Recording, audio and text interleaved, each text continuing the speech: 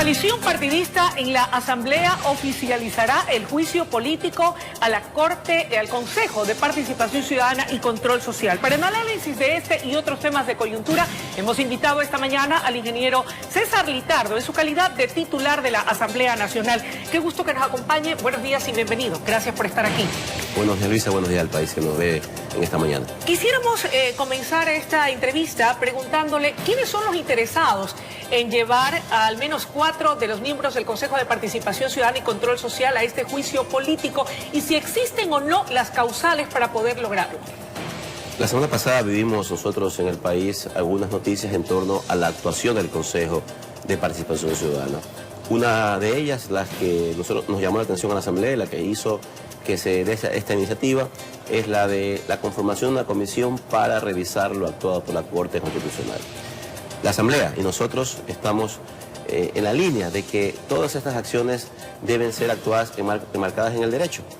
Y creemos de que vamos a hacer respetar la institucionalidad del Estado. ¿Qué significa esto?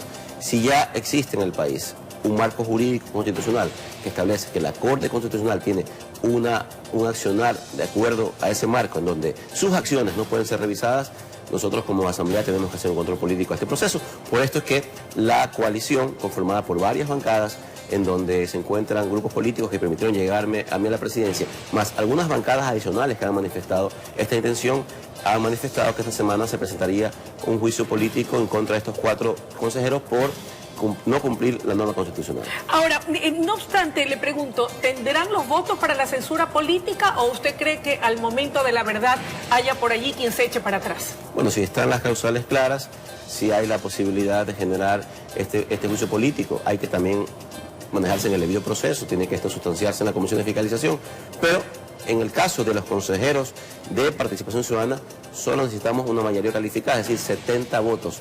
Entiendo que si se cumplen con todos los procedimientos, ya las causales, vamos a tener por encima de esos votos para hacer este proceso. Siendo así, ¿cuándo se realizaría el juicio político? ¿Qué dice el procedimiento interno? El procedimiento dice que hay que presentar esta semana el documento, toma un proceso de aproximadamente una semana en donde la Unidad Técnica Legislativa de la Asamblea verifica que los requisitos sean cumplidos y que el CAL apruebe el procedimiento para que vaya a la Comisión de Fiscalización. De ahí aproximadamente luego 20 días más el proceso interno dentro de la Comisión. Ahora, usted ha dicho que el Consejo de Participación Ciudadana y Control Social no está respetando la institucionalidad del Estado ecuatoriano. Y ya que habla de institucionalidad, el padre Carlos Tuárez dice que quienes están irrespetando la institucionalidad y lo que el pueblo eligió en las urnas son precisamente la Asamblea por un lado y sus representantes o actores políticos y la Fiscalía por otro al estar indagándolos. Dice que esto es una persecución política que busca descabezar e irrespetar la institucionalidad de este Consejo. ¿Qué dice usted al respecto? De ninguna manera, nosotros creo que hemos sido muy claros, muy respetuosos en torno a la norma. Él fue uno de los principales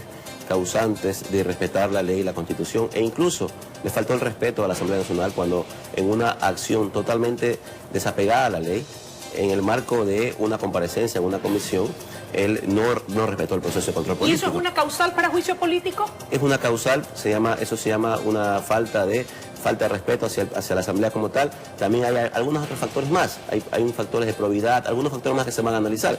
Yo lo que digo es que en este caso no hay ninguna persecución, aquí lo que hay un claro proceso de control político en primera instancia. Él tiene que haber comparecido a la comisión como tal, porque es su obligación hacerlo y tiene que haberlo hecho dentro del marco del respeto. Segundo, nosotros lo que estamos velando es que cada institución cumpla su rol de acuerdo a la ley y no interrumpa la institucionalidad del Estado. Eso es nuestra obligación desde la Asamblea como tal y en ese marco nos vamos a manejar. ¿Qué hay con respecto al tema de cuáles van a ser las funciones de este Consejo de Participación Ciudadana y Control Social? Entiendo que aquello también iba a ser motivo de discusión al seno de la Asamblea.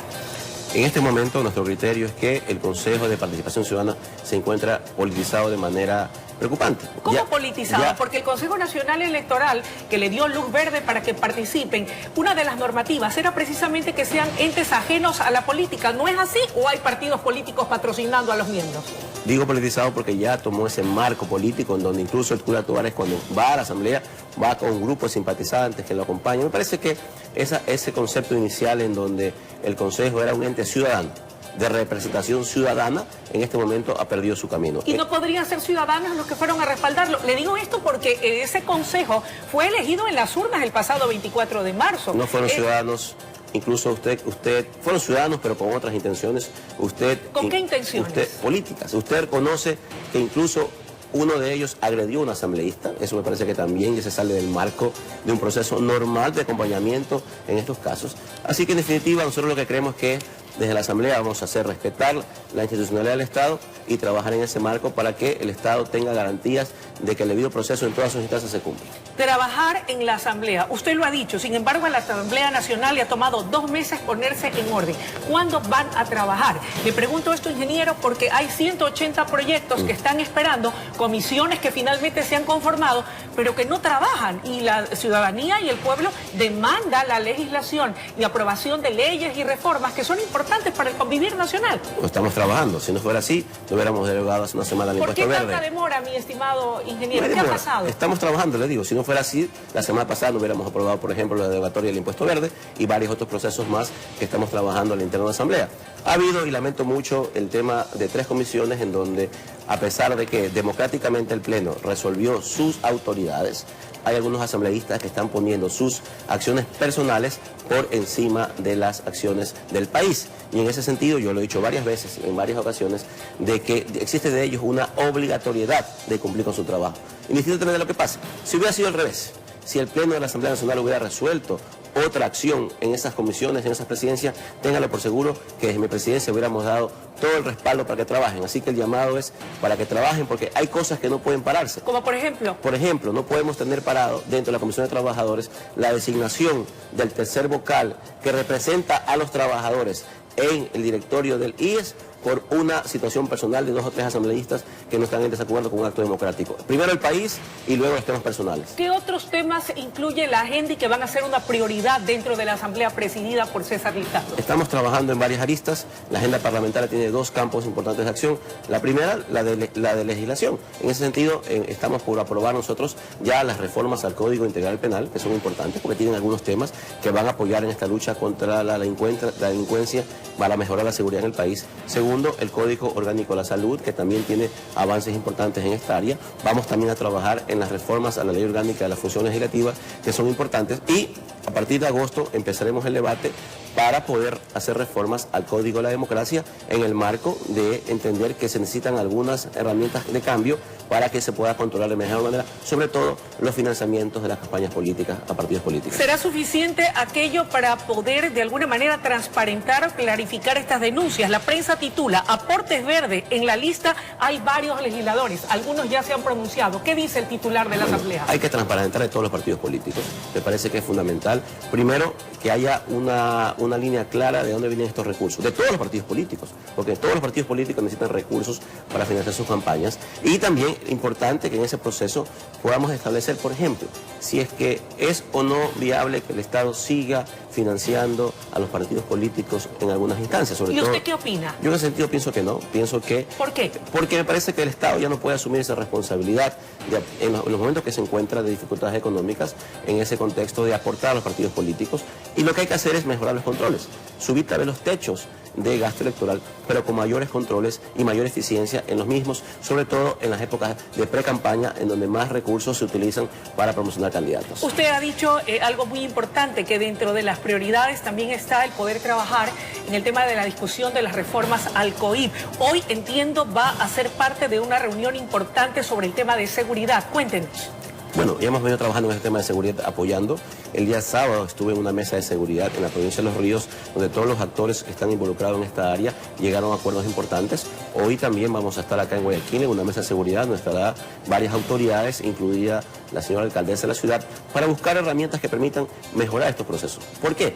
Porque aquí es un tema de todos. La seguridad no depende solamente de la Asamblea o de las autoridades. Es un tema de la sociedad civil, de los gobiernos autónomos centralizados que apoyen también en la gestión de seguridad y del gobierno como tal. Todos juntos podemos trabajar en conjunto para bajar estos índices de seguridad que en este momento han tenido lamentables hechos en el país como tal. Sobre todo en varias autoridades, miembros de la Fiscalía, autoridades en Riobamba, autoridades también en la provincia de Los Ríos. Sí, Debe reforzarse también la seguridad, en este caso, a quienes se desempeñan en la función pública, en la función judicial. Y lo hemos hablado el día sábado en la mesa de trabajo, seguramente hoy lo haremos también, que aquellos jueces o fiscales y autoridades de justicia que tienen casos críticos y complicados deben tener una seguridad adicional a su familia. E incluso en los ríos llegamos a un acuerdo importante en donde se les va a dar capacitación en cuidado personal, capacitación en tener un poco de protocolos en torno a su seguridad. Pero me parece que lo importante aquí es ir a atacar el problema de seguridad de fondo, en donde todos trabajemos en conjunto para hacerlo. En algún momento escuché a varias personalidades referirse a que el tema de la tabla de consumo podría en parte ser la generatriz también del problema del auge delictivo en la ciudad de Guayaquil, porque lo uno lleva a lo otro, la presencia del microtráfico que atenta contra la integridad de nuestros niños y adolescentes por un lado, y por otro lado también fomenta los actos delictivos. ¿Qué pasó la semana anterior cuando al asambleísta Héctor Yepes decide o propone que se incluya en el orden del día el tratamiento de la derogatoria de esta ley de la tabla de consumo, pero no tuvo acogida? ¿Qué pasó? Bueno, en ese sentido, a pesar de que yo no estaba de acuerdo con el procedimiento, porque me parece que tampoco se puede legislar con resoluciones, hay que hacerlo con procesos y con propuestas claras de reforma de la ley, yo voté a favor de ese proceso porque me parece que era importante debatirlo. El tema de la tabla de drogas hay que dejarlo claro en algunos contextos. Primero, la tabla de drogas tan famosa no está en la ley, no está en el COIP, está en una reglamentación de la unidad que se encarga de luchar contra este mal en el país, que es la Secretaría Nacional de Drogas, que es la que se encarga de hacer este proceso. Y ahí hay una disyuntiva que hay que debatirla en gran medida, que es primero que la Constitución establece que los problemas de drogadicción deben ser tratados como un tema de política de salud pública. Y ahora está el otro tema de que nosotros en ese sentido tenemos que buscar una herramienta para disminuir el consumo de drogas y sobre todo luchar contra el microtráfico, que ha sido lo que esta acción constitucional ha hecho que se aprovechen los delincuentes que usan esta misma para poder vender y traficar con drogas. Queremos aprovechar su presencia ya para ir cerrando la entrevista, de hablar de un tema no menos importante, ingeniero Litardo, y es que siendo RTS, como usted lo conoce, el primer canal del Ecuador, el más antiguo, el primero que se fundó en el país, Arcotel, por presiones de terceros, pretende dejar sin efecto la autorización temporal para pruebas de nuestra repetidora en Quito, misma que fue otorgada por Arcotel. Yo le pregunto, ¿hasta dónde cree usted que una decisión de esta naturaleza por parte de Arcotel vulnera nuestro derecho legítimo a la libertad de expresión y el derecho legítimo de nuestra teleaudiencia en Quito a informarse, a educarse y a entretenerse por nuestra señal de RTS en la capital? Bueno, he conocido de esta noticia un poco por los medios de comunicación. Yo he solicitado a mis asesores que esta semana pidan información respecto a este proceso Arcotel para tener un conocimiento a profundidad. Y una vez que tengamos esta información, poder hacer un pronunciamiento al respecto, pero nosotros tenemos la obligación también como asamblea de poder hacer un control sobre este proceso y en esta semana lo haremos así, de esa manera. La Constitución consagra el libre derecho a la libertad de expresión y el derecho a estar debidamente informados. De darse una resolución en ese sentido y de ser aprobada y acatada, ¿no cree que se vulnera ese legítimo derecho nuestro y el de nuestra teleaudiencia? Yo soy una persona que defiende el libre derecho a la información, el libre derecho a la prensa como tal, pero me parece que para poder emitir un criterio tengo que estar informado. Así que una vez que tengamos las herramientas y los elementos claros, podemos hacer una emisión de un criterio al respecto, pero en el caso de que se esté vulnerando algún derecho, téngalo por seguro que nosotros vamos a actuar para poder pedir que se corrija ese error. Muchísimas gracias por su presencia, ingeniero, esta mañana y haber vertido importantes criterios sobre temas de coyuntura y de interés nacional. Gracias a ustedes, muy buenos días. Amigos televidentes, ha sido la intervención del ingeniero César Litardo, presidente de la Asamblea Nacional. Es momento de ir a una breve pausa y enseguida regresamos con mucho más desde la noticia Primera Emisión.